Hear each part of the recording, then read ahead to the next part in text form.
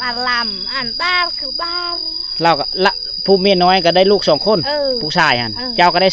2เราจะได้มีก็เอาแต่งเจ้าก่อนเนาะใจดีได้ผมมีผู้เอาลูกอ๋อไม่ได้อยู่น้ำหยาบ่ยาบ่มีหยาบ่มีหยาตายเลยโอ้เพิ่นเสียแล้ว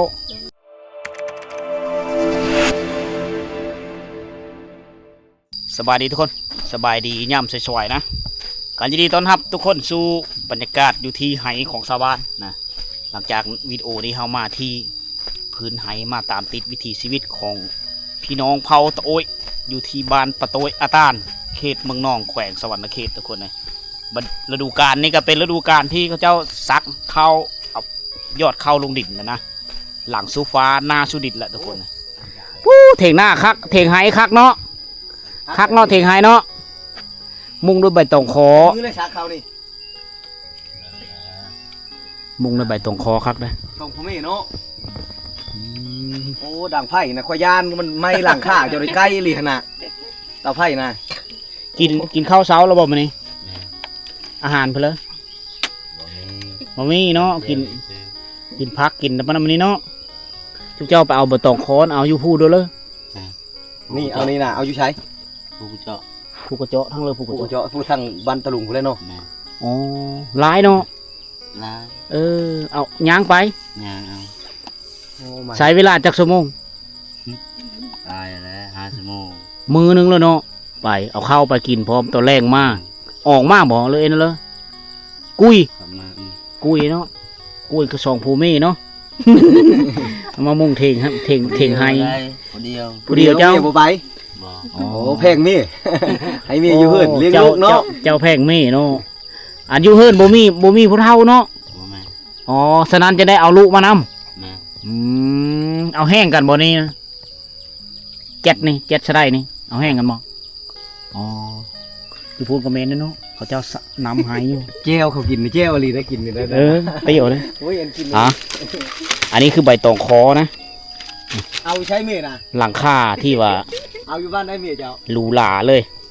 คอยมักก็ดีแหละย่ำฮอนมากมันก็เย็นการเฮ็ดไห้มันก็มีง่ายทุกคนเลยทางแล้วกันจูดแล้วก็ฮือมาแล้วก็เฮ็ดไห้เฮ็ดโฮแล้วก็ซักเข้าเสื้อปุเครื่องปุของฝั่งนับแต่พืชพันธุ์เพลต่างๆมะสลีมะแตงมะทูปุเฉลย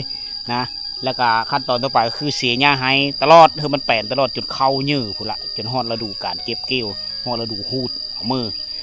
เฮ็ดฮีดของประเพณีตามประเพณีตามวัฒนธรรมของเผ่าตะโอยนะอันนี้คือผักกระโดนไหนั่น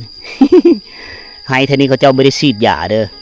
เขาเจ้าจะเสียหญ้าแบบบนบ้านแบบอันสมัยปู่ย่าตายายเอาเฮ็ดฉะนั้นเมื่อเริ่มมีลาบก้อยซอยจุมีส้มเตาะส้มต่ำบะเมนูที่เกี่ยวกับลาบเขาจะก็มาเอาเลยนี่อันนี้คือผักกระโดนกินกับลาบโอ้โหสวยงามที่สุดเลยโอ้เสียงธรรมชาติเสียงจิกจันแมงอีหองแซวอยู่อันนี้ละกันมาเฮ็ดไหมันก็ได้ฟังเสียงธรรมชาติ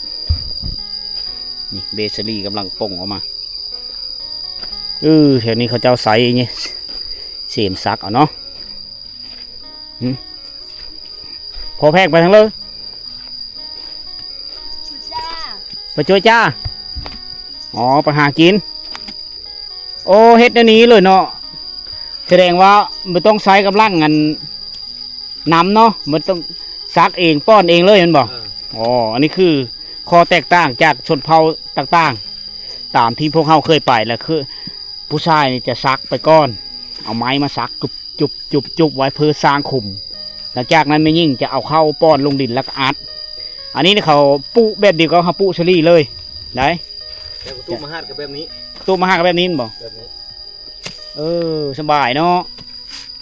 อันนี้คือวิธีการไหม้ของการเฮ็ดไห้เพราะว่าแบบนี้ตัวนี้ไวกว่าไวกว่าเข้าหนูบริเฮจากเม็ดเลยเนาะเห็นเฮนี่เก็บเสื้อไหม้มันบอกเก็บเสื้อได้แค่ไหนเขาสำคัญมันมีเข้าเฮนี่เสียฮีดได้เสียหมูได้แต่ว่าบ่ฮู้ว่าเวลาเขาชักเวลาเขาเศร้านี่มันพิษหรือบ่พิษนี่เชียมนี่ชักไว้บ่ได้เวลาเขาไปเช่านี่เชียมนี่เช่าชักจึกเชียมไว้บ่ได้ได้ป้าไว้ได้ไปชักก็มีเขาบ่เท่าบัวชักเชียม บ่ให้ซักข้าวไว้ให้ เวลาเขาไปนั่งเช่าแล้วชีมในชักตั้งไว้ในบ่ได้ อ๋อต้องได้ถือไว้หรือป้า ป้าไว้ ว่างไว้ตามพื้นได้เนาะแต่ซักข้าดินเราบ่ได้ ตามกันว่ามันพิษฮีดหรือบ่ อืมเฮามีกล้าซักนำเขาจะยันเข้าเหยันพิษฮีดเขา ชักถอยหลัง อ๋อ มัน ซัก ไปทางหน้าได้ถอยหลังได้เห็น ถอยหลังนะอ๋อไปเพิ่มไปมันเนาะ แดดฮ้อนได้มื้อนี้เนาะอืมมื้อนี้ค่อนข้างแดดฝนตกเมื่อคืนนี้ดินกับดินอ่อนแน่นี่อ๋อฉะนั้นเขาเจ้าก็มีได้เปิดให้งานบ่ได้ใช้ให้งานซักคือคนอื่นอืมเอาเสียมไงเอาแล้วก็ป้อนเข้าเฉยเลย ชักเข้าให้ช่วยได้วันนี้ ไงเมื่อไรเนาะลูกสาวเนาะ ข้าวและอ่อน อืม ข้าวไม่ดี อืม นี่ละบ่ นี่ผู้นี้เป็นผู้น้องผู้นี้ผู้เอ๋ยอยู่พุ่นได้ผู้เอ๋ย อันนี้ผู้มากจะได้ลำบัวนี่ ฮะยังเนาะเฮ็ดเวซอยแม่ก่อน ผู้นี้ลูกผู้เลิศวะผู้เอ๋ยบ่ลูกผู้น้อง ลูกผู้เอ๋ยเนาะอืม ว่าโอ้ ฮะ ลูกไม่หลงอันนี้นะ เออหน้าตาคล้ายคือแม่เนาะคล้ายคือพ่อแพงแม่นมดลูกเราเบิดเนาะ ดูละผมว่า อ๋อ ผู้นั้นบ่แม่นผู้ชายนะผู้ใหญ่นะ หลานบ่ ลูกเชี่ยวเรา อ๋อลูกเชี่ยวอืม ผู้อายมาอยู่ได้มีแล้วเมื่อเลยเอาผู้น้องมาอยู่อีก อ่า โอ้ยเคยยัดปั๊บๆเด้อล่ะอ่ะบ่ได้โมกบ่ใช่หาโมกมาใช้ได้ไป ตะเบิดหมวกเนาะ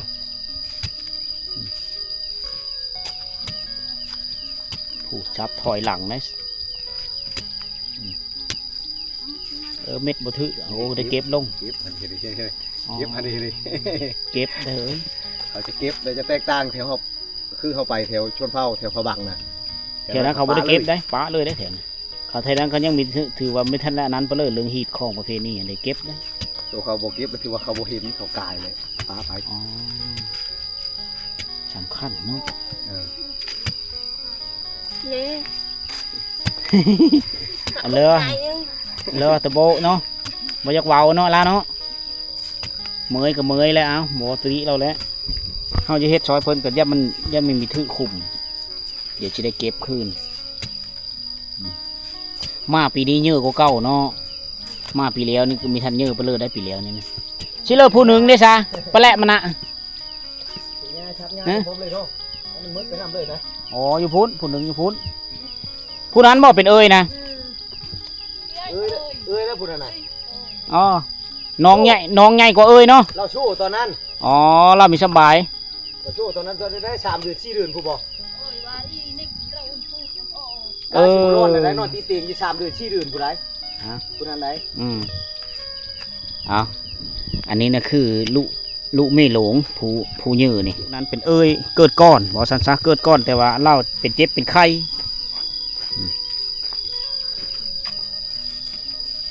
ไก่โกนนี่ผู้เดียวนี่บอกไก่โกนนี่ผู้เดียวนี่บอกลูกชายนี่ บ้าน 2 คน เออ อ๋อไปใช้ผู้หนึ่ง จะลูกบ้านตะแกรง ไปบ้านตะแกรงไปเล่นโง่ เออ คัก บ้านแล้วไป คัก ลูกชายแล้วลูกชาย3คน 3คนได้ลูกชายเจ้าไร อ่าลือได้ชา อันนี้ชาลือว่ะ ลืมเนาะเราลืมบ่ ชา อ๋อลืมมาลูก นี่คือผู้เป็นเอ้ยนี่ บ้านลำอ่านบ้านคือบ้าน เราก็ละผู้เมียน้อยก็ได้ลูก2 คน เออ ผู้ชายหัน เออ เจ้าก็ได้2 เออ อ่านไปชี้อีก เป็น4 คนเนาะแตกมาเฮือนเบิดเลยเนาะตอนหน้าเนาะโอ้พอแพงนี่พอแห้งแล้วหาเงินแต่งลูกไผ่เราเนี่ยอันนี้เลยลูกเชี่ยวผู้นี้เนาะ นี่ลูกเชี่ยว อ๋ออยู่บ้านเดียวกันนี่บ่ อยู่บ้านฮะวึได้ บ้านชื่อ เออ มาซอยพอเนาะ ซอยเวียดนี่ อ๋อซอยพอเชี่ยวไม่เชี่ยวเนาะโอ้ชุดเจ้าก็ได้เชี่ยวคือกันเนาะ เด้โอ้อันนี้คือหญ้ามีหูว่าหญ้าเผื่อแต่ว่ามันก็ลกง่ายอยู่หญ้านี่ มื้อนี้อากาศก็แดดเริ่มแดดเฮาละตอนนี้ก็เวลา8 โมงทุกคน8 โมงยัง9 โมงยังละแต่ว่าอากาศร้อนแล้วนะเริ่มอบเอาแล้ว คัดอย่างคู่ไปข้างหน้าคู่มาข้างหลังเนาะง่าย อ๋อผู้มีกกนี่ก็ได้มีลูกชายก็2 คนผู้มีฝ่ายกันลูกชาย2 คนโพนี่ไปหากินมื้อนี้เนาะจ้อยจ้าเนาะ อ๋อถ้าว่าเฮ็ดน้ำกันได้บ่ได้คือกัน มันต้องมีคนหนึงไปหากินนะไปหากินเพื่อมากินข้าวกินน้ำอาหารเทงอาหารแรงทุกคนเลยมันต้องมีผู้หนึงไปหากินเขาเจ้าจะแบ่งกันหน้าที่เวะงานกัน มันต้องมีผู้หากิน อันนี้คือการใช้ชีวิตการดำรงชีวิตที่แท้จริงตัวจริงเลยทุกคนมื้อนี้พาทุกคนมาตามติดวิถีชีวิตของครอบครัวอ้ายพ่อแพงเพิ่นนะเพิ่นก็มีภรรยาอยู่2 คนทุกคนเลยผู้บางคนก็เอาน้องก็มีได้2 น้องอยู่ร่วมกันก็มีเพราะว่าความเสือของเขาเจ้านี่ถ้าว่าแต่งงานกับผู้เป็นก่อนแหละแต่งนะแล้วผู้น้องเม่นี่ก็สามารถเอากันได้อีกได้แสดงว่า2 น้องอยู่ร่วมกันได้เขาเสือความเสือของเจ้าคือกับน้องนี่มีพิษกันนะเขาก็เลยเสือถือคำตัวนี้มาเขาหักแพงกันคือว่าแล้วเนาะกับน้องมีพิษกันเขามาอยู่ร่วมกันได้อันนี้คือ จั กั ก น มือจังแล้วนี่ตาเบิ่งนี่ชักนี่ ได้ชุดมือ ได้ชื่อมือ อืม ก็เริ่มมื้อนี้เนาะฝนตกเมื่อคืนนี่ก็มื้อนี้ก็มาลุยเลย จักพื้นไหนี่พื้นเดียวนี่บ่ อ๋อเรือหันละส่วนมันต้น ต้องพื้น 2 เพิ่นละชามคนไปมื้อนั้นก็จะชักอยู่พุ่นได้นึง อ๋อ ชมอยู่ในชามอยู่ในชาม 3 พื้นเนาะจนลืมเนาะ ลืมเลย ลืมผู้ชายแล้วมาลืมให้อีก ไหก็ลืมลูกชายก็ลืมลูกชาย3 คนว่า2นะผู้หนึง2 4 6 คนให้งานเรามันนี้มี6 คนหากินผู้หนึงลูกชายผู้หนึงนะเลงโง่บันตะแกงอืม จะเอาเนาะ อืมผู้น้อยๆก็มีบ่ นี่ หญ้าบ่เอาเฮออยู่เฮิรนบ่ เออ ใครอยู่มีแม่หญ้าเอาลูกเนาะฉันพอแห้งแล้ว ถ้าไม่มีผู้เฒ่าเอาเฮอก็คืออายผู้อยู่เถียงไห้กินนี่ก็ต้องได้เอามานำเลยทุกคนอาศัยผู้เป็นผู้ยื้อฮั่นเบิ่งอยู่ในเถียงนั่นแหละเอาข้าวเอาน้ำเพิ่มกัดกินอยู่ฮั่นอันนี้คือความจำเป็นบางส่วนเผานี่ก็เป็นกันไปโผล่ไปแล้วก็เม่ไปมื้อนี้โผล่ไปมีต้องเอาลูก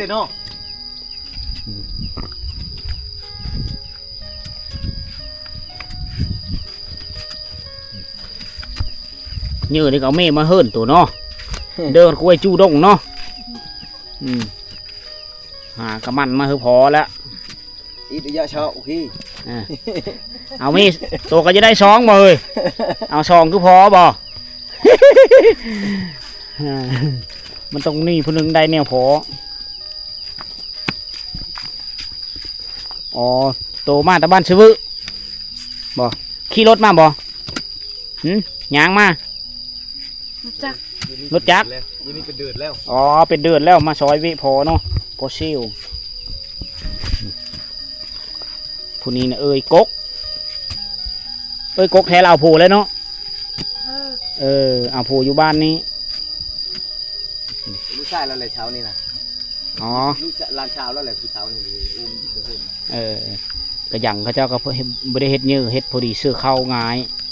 นะทางเสียหญ้าทางซักเข้าไปนำนะ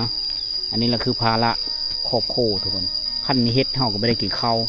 ถ้าว่าเฮาไปเฮ็ดหน้านี่ก็คิดเบิ่งเอาเนื้อทีแถวนี้มันนี้มีเนื้อทีเพลงที่จะเฮ็ดหน้าถ้าว่าเฮาจะเฮ็ดเฮาก็ต้องได้ใช้ทุนที่มหาศาลนะเป็นล้านคันว่าล้านเงินกีบพวกนี้ยังมีซ้ำล้านบาทได้คันล้านบาทนี่เฮาเฮ็ดไปเลยก็ได้ล้านบาทถ้าว่าล้านกีบพวกนี้คือมันหลายแต่จำนวนเงินนะแต่ว่าเฮาเฮ็ดเวะไม่ได้ดุดหน้ากันยังมีได้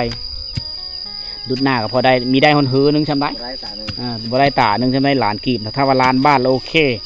ดุดหน้าได้ธงหนึ่งเนื้อที่เป็นเนื้อที่ผู้ฉะนั้นบรรดาชาวบ้านแต่ละหมู่บ้านอยู่ในเขตผู้ดอยนี่ก็เลยลงมือเฮ็ดไห้นี่แหละหลังจากทางไห้ไปแล้วปีต่อมาก็ต้องได้ปลูกมันต้นเสือหรือปลูกไม้วิกปลูกไม้อุตสาหกรรมอย่างโบงเพลือต่างๆคือทุกคนได้เห็นแหละวิวธรรมชาติแถวนี้โอเคย่ามเช้าจะเห็นทะเลหมอกตกค้างอยู่ตามหูผู้ต่างๆบ่สุเจ้ากับพิษกันเยอะบ่กับผู้น้องนี่ บ่ได้ผิดเนาะ อืม หักแพงกันเนาะเราจะได้มีก็เอาเฮ้อแต่งเฮ้อเจ้าก่อนเนาะ อืม ใจดีได้ บางทีแต่งเสื้อนี่ดู ถ้าบ่แต่งเพราะเราไปลิ้นเนาะอันเพิ่นเราไปตลอดจะเป็นได้แต่งเฮ้อเชแล้วมาอยู่ร่วมกันซอยกันเฮ็ดเว้อันนี้คือเอิ้นว่าครูสร้างครูสาเอามาแล้วก็ต้องได้เฮ็ดเว้ซอยกัน คันโพไปลิ้นผู้ชาวนี่ไปลิ้นแล้วบ่เอาเขาจะหายมีแต่หายโพนี่หายว่าคันจะได้เลยคือเอาโลด อ๋อ มันง่ายเฮาวิทย์ละวิทย์นั่นน่ะได้ อืม ไปลิ้นแล้วไปตลอดแล้วคนเงินไปเขาอ่ะ อ๋อ อันนี้เชียร์บ่ได้แต่งเอามาอยู่เฮือนนี่แล้ว เยอะแนวนั้นเนาะแม่นบ่เอ้ย เห็น คักเนาะประเพณีจิบเจ้านี่ แค่เล่าบ่เอาเสียเงินล้าเนาะ เสียเงินไหนอยากบ่เอาไปบ่ไก่ตะ ลินปะลินปล่อยเนาะ เงินไปชี้บ่ได้คนมาเฮ็ดบ่ได้ให้งานมาเฮ็ดวิเฮือนนั่นน่ะได้เท่าไหร่ แสดงว่าลุบ ลูก ตัวนี้กำไรลินลงทึนไปลินแล้วได้มาอยู่เฮิรนพร้อมได้เอสวิได้พลเมืองมาเอสวิได้แห่งงานพร้อม ถือว่าได้กำไรได้ โอ้ยพอแพงไม่อยู่ไม่เราไปหากินไปหาอยู่หากินแล้วเฮาป้าละมันคือหน้าที่ของสามีแก้วได้เอาได้บ่เอาได้บ่ถามเบิ่งแล้วบ่เมย์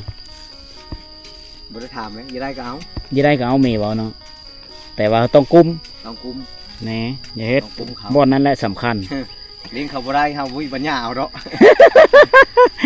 เขาเจ้านี่บ่ได้พิษกันได้เขาเจ้านี่โอ้ยอมรับว่าเขาเฮาจือกันปรับความเข้าใจกัน คือว่าเลยเนาะมันต้องปล่อยว่างให้มันได้เนาะซีเรียสไม่ได้เขาเจ้าไม่ต้องซีเรียสนำปัญหาครบคู่นะคือเฮ็ดวิซอยกันแล้วก็คือจบเลยปัญหาเขาจะโตเถียงกันก็คือมีแต่ความเสียหายนะเกิดว่าผู้หนึ่งมือเฮิรนหลังพิษกันละกับมือเฮิรนหลังอยู่ร่วมกันไม่ได้ก็คือ ได้เฮ็ดวิผู้เดียวถ้าว่าลุน้อยได้แห้งเต็กแนมหน้ากันผูกกับมีแนมหน้ากันไปแนมหน้ากันมาแล้วให้ผืนหนึงเดียวเธออันนี้ก็คือข้อดีของการเอามีสองคนนะแต่ว่าต้องกุมนะคือพอแพงเพื่อกับมีให้อยู่3 ผืนเนาะ3 ผืนส่วนมันต้นนี้ก็หน้าพร้อมมีเฮิรนเรากำลังบักใหญ่รถไถซิงเราก็มีมันบอก 2 ขั้น รถไถซิงเรา2 ขั้นมูลค่าขั้นละ100ล้านละ 120 ล้าน งาน น ชื่อแต่ก่อนนี่ อันนี้คือ ใหม่บ่30ปลาย นั่นคือปัญญาเราได้เนาะเราปัญญาเราหาแต่ว่าเฮาเอาเมซองได้บ่ได้ เราต้องเฮ็ดได้คือเรา ต้องเฮ็ดได้คือเรา ต้องดูอีก ต้องดูว่าเราอีกจังเฮ็ดได้ รถไถซิง2 คันเมเราก็2 คนลูกเราอีกเกมลูกชายเราก็ยัง2 คนสิแต่งมือหน้าไปแล้วก็เอาลูกเพิ่มมาเฮิรนแต่งงานลูกชายนี่ก็บ่ธรรมดาอีก ปรุงเลยมันได้โชนมันจักพอได้โชนเลย อ๋อตัวนี้มาถางเสดินเขาเจ้าดินมู่ข้อดีของเจ้าของดินก็คือได้เนื้อที่แปลน เป็น อ๋อ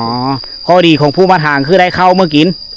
อ๋อถางแล้วหูดเข้าหายแล้วก็ส่งขึ้นที่ดินเธอเขาเจ้าเองเขาเจ้าบูรบัตรักษาเขาเจ้าซื้อเขาเจ้าสารต่อเยอะปุหรือกระปุแต่ว่าเฮาหูดเข้าเมื่อไว้อยู่แล้วก็ถือว่าจบ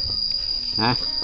ถ้าว่าเฮาไม่มีดินกว้างขวางก็ต้องได้ไปถางคอทางน้ำมู่กะสมมุติว่าเจ้าของดินนี่กะ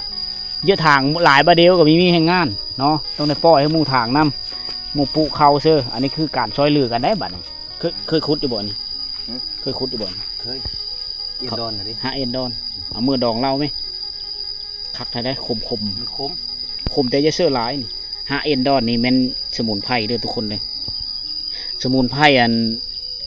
ผู้เล่นนกเขามีหันนะเอสเวกลางคืนมีเก่งสาวน้อยตกติ่งผู้บางคนก็เอิ้นสาญ่ามีคือกันผู้คนเอิ้นม้ากระทืบโล่งเอาไปขุดเอาหะมันลำต้นช่ำนี้นี่หะมันใหญ่ได้หะมันจะใหญ่เอาสังเกตเอาบางเธอบ้านFCผู้ที่เลิกติดตามเห็นอยู่ป่าอยู่ดงกับเฮือจื้อว่าอันนี้คือหะเอ็นดอนเป็นหะไม้สมุนไพรเป็นยาบำรุงสุขภาพผู้ชายทุกคนเลยหายเพื่อนนี่ก็อยู่เคอกันกับหายพอแพงเพื่อระยะลูกขอบโขเพื่อระยะลูกเพราะว่ามีผู้เฒ่าเอาลูกเฮ้อเริ่มซักแล้วมายุ่ยอยู่แถวนี้เมนห้อยเสียมทั้งนั้นเลยโอ้ตะมะนะเหมือนเนาะอ๋อเป็นกันกับโผเนาะ บ่มีผู้เอาลูก บ่มี อ๋อบ่ได้อยู่น้ำหยาบ่ ยาบ่มี หยาบ่มีหยา ตายเลย โอ้เพิ่นเสียแล้ว โดย ก็เลยอยู่นํกันสองพ่อแม่กับลูก โดย เอ้ยนี่แหละคือความจำเป็นครอบครัวเริ่มมีผู้เอาลูกเฮ้ยแล้วก็ต้องได้เอาลูกมาอยู่ไห้แล้วก็เป็นกันแม่นี่ก็มาซักไห้แล้วก็เป็นกันเนาะฮ้อนแล้วก็เฮ้ยโผเจ้ามาเฮ็ดแทนเจ้าก็ไปเอาลูกอีก บ่ได้เอาแห้งหมู่เนาะ บ่ อ๋อเฮ็ดเองเลยแล้วก็แล้ว เอาแห้งหมู่เป็นยังได้ไปส่งแห้งอีกเนาะ เออ ทอ3-4 คนนี่บ่เฮิ่นเจ้านะ 4 คน 4 คนนี้เนาะอ๋อลูก2ลูกก็ยังน้อยอยู่ทุกคนต้องไปมาในนี้แต่ละมือแหละฮอดจนฮอดย่ามเข้าไหสุกพุ่นละมาหูดกันในเฮ็ดแบบนี้ตลอดละจะได้พาลูกมาฮอดทีมาเถงให้เถงหน้าพี่แหละมาปะลูกอยู่ที่กระเป็นกันเอาผู้นึงเฮ็ดผู้เอาลูกอยู่เถงกับเม่มาเฮ็ดท่าเสียหญ้าหายท่าหูดเข้าท่าสลับปรับเปลี่ยนกันจนบุมีผู้โง่ควายบ่ได้เลี้ยงแค่มีโง่มีควายบุมีผู้เลี้ยงแล้วเนาะ บ่มี จุเจ้าก็เลี้ยงบ่โง่มีอยู่บ่ นี่ มีอยู่เนาะผู้ไว้ฝากไว้น้ำหมู่บ่ โดย อ๋อฝากไว้น้ำอ้ายน้ำน้องเนาะ อืม มันเธอกับหลานมีหลานคือหลานเลี้ยงเธอโอ้ถีหน้าเรามี2 สัน 2 สันอยู่หลุมนี่เฮ็ดอยู่เฮ็ดกินข้าวอยู่นี่อันเคืองของนี่มันว่างไว้อยู่เทิงอ๋อผู้อ้ายนี่ ผู้อ้ายนี่จักปีแล้วนี่ ฮอด5 ปี 5 ปีผู้นี้เนาะโอ้เพิ่นกระแพงน้องเพิ่นผิวคำคือพอเนาะ อ๋อได้เป็นกันอันนี้ทุกมือเนาะ ได้เป็นกันเฮ็ดอันนี้เนาะอุ้มลูกพร้อมตักน้ำพร้อมก็เห็นเจ้าเมื่อกี้นี้นะอ๋อมันคือความอดทนที่สูงนะบัดมาย่ามเสียย่าหายจนฮอดย่ามหูดตรงนั้นได้มาในนี้เนาะทุกโง่ควายได้เพื่อเลี้ยงเฮ้อ อาย อายฝากไว้น้ำอายเนาะอายก็ครอบครัวเราต่างหากมันบ่ แม่ กินไผ่กินมันเนาะอยู่ไผ่อยู่มันครอบครัวเพื่อมันเอานี่เห็นบ่อันนี้คือผู้ที่มีผู้เอาลูกเฮ้อได้พ่อแม่เสียเนาะพ่อแม่เสียแล้วมีผู้ถ้าพ่อแม่ยังกับพ่อแม่เอาลูกเฮ้อกับพ่อได้เฮ็ดซอยเดียวทั้งผู้ทั้งแม่ญาติเวลาหาอยู่หากินได้กับปานนั้นผู้นี้ซื้อในไรผู้นี้ แตง เตงผู้นั้นเด้ ตี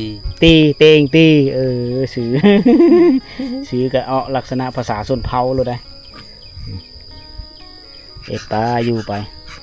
อันนี้เขาเอิ้นว่าเอาชีวิตรอดไปแต่ละมือเนาะ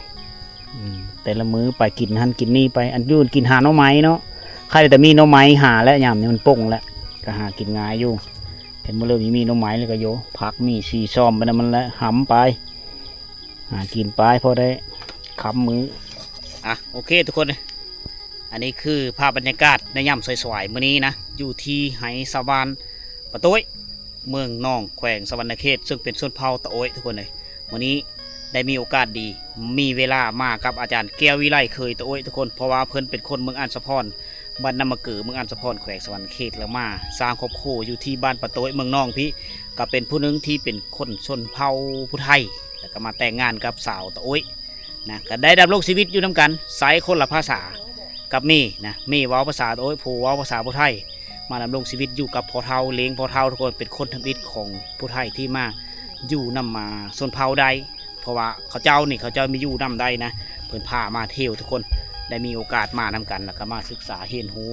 การดำรงชีวิตของพี่น้องชนเผ่าตะโอยอยู่แถวนี้มีประเภทนี้ที่ลึกลับหลายนะมาเมื่อนี้ค่อยได้เห็นสิ่งที่แปลกหมู่ก็คือเขาเจ้าซักไห้นี่เขาเจ้าไม่ได้เอาไม้ซักได้ไม่ได้เฮ็ดไม้ซักลุงคือเฮาเฮ็ดนะเขาเจ้าจะเอาเสียมจอกเสียมซื่อเฮาแหละซักแล้วก็ป้อนเข้าลงซักแล้วก็ป้อนเข้าลงเลยนะอันนี้คือวิธนาการอันนี้คือการเห็นหูแบบใหม่เขาเจ้าแถวนี้เขาเจ้าเคยซักเคยเฮ็ดแบบนี้แต่ที่เลิกมาแล้วนะจะแตกต่างกับแถวผาบังแถวบ้านหน้าแถวเจียงตูบค่อยไปแถวละโกบอเขาเจ้าจะใส่ไม้ซักลุงแล้วผู้ชายนี่จะซักไปก้อนผู้หญิงนี่ก็จะป้อนน้ำหลังอันนั้นคือเขตนั้นแต่ว่ามาเขตนี้นี่เขาเจ้าเอากระยังมาคัดเสื้อแอวผู้หญิงแล้วก็เอาเข้าเสื้อหันแล้วก็เอาเสียมซักแล้วคือป้อนซักแล้วก็ป้อนซักแล้วก็ป้อนเสื้อเลย มันก็ไวไปอีกแนวหนึงนะแล้วก็ไม่ได้ใช้ให้งานหลายทุกคนนะมันกับซักไปเรื่อยๆแล้วก็อยู่ในไหเขาเจ้าก็ปลูกเพอได้เชื่อปลูกมันต้นปลูกมะเขือมะแตงสาลี่ต่างๆสารพัดทุกคนโดยเฉพาะก็เด่นที่สุดก็คือเถงหน้าน้อยคอยนางตัวนี้ มุ่งด้วยใบตองเคาะบอนสมพลสวนหมเศร้าเย็นของเขาเจ้าจะตัดเอาไม้จากธรรมชาติเอาใบตองเคาะจากธรรมชาติมามุ่งผู้และพื้นไปอยู่ผู้เพื่อชีมาเฮ็ดเถงไห้เถงหน้าได้ทุกคนเลยอ๋อคันมีเฮ็ดเฮาก็ไม่ได้กินข้าวทุกคนอันนี้คือการดำรงชีวิตที่แท้จริงมาฝากพ่อแม่พี่น้องเฮาที่เฮ้อได้รับชมอยู่ทางบ้านเฮ้อได้เห็นนำกันทุกคนเลยอันนี้คือเผาโอ้ยเมืองนองแขวงสวรรณเขต